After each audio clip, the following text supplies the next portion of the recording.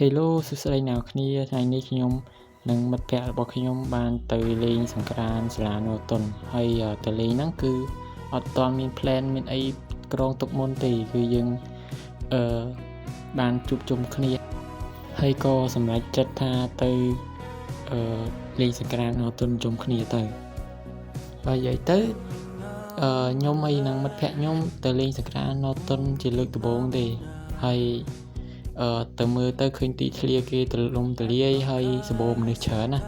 ហើយនិយាយទៅសម្បូរសើស្អាតស្អាតនិយាយទៅល្អមួយយ៉ាងដែរបានទៅដើរមើលគេមើលឯងមើលទេសភាពនិយាយទៅ relax stress អីដែរហើយទៅលេងហ្នឹងសប្បាយដែរតាវាមានកុំតន្ត្រីមានអីអញ្ចឹងហើយទៅហ្នឹងបានថតមួយមិត្តភ័ក្តិតែប៉ុណ្្នឹងទេមិនទៅបានទៅថតអីច្រើនអីទេដោយសារតែ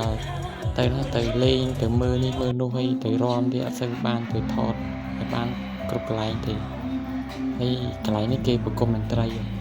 នេះហើយមើលនៅមុខខ្ញុំមើលនេះ King Switch ខ្ញុំទៅមើលហ្នឹងទៅមើលគេរាំគេអីហ្នឹងហើយនិយាយទៅមើលអត់ឃើញហ្មងមើលអត់ច្បាស់ហ្មងដឹងថាតារាឈ្មោះអីផងចេះតែមើលទៅនិយាយទៅឆ្នាំនេះវាលើកដំបូងមកខ្ញុំបានទៅលេងណូតុនហើយបានចូលមើលសាលាគេអញ្ចឹងហើយមានអីខ្លះអញ្ចឹងហើយបើនិយាយទៅខ្ញុំនិយាយមែននៅសាលាសម្បូរមនុស្សមែនហើយសើស្អាតស្អាតសើប្រុសស្អាតនិយាយទៅជឿឆ្នាំក្រោយអាចទៅលេងបានហើយនេះខ្ញុំថតកន្លែងបរិវេណសាលាគេនេះ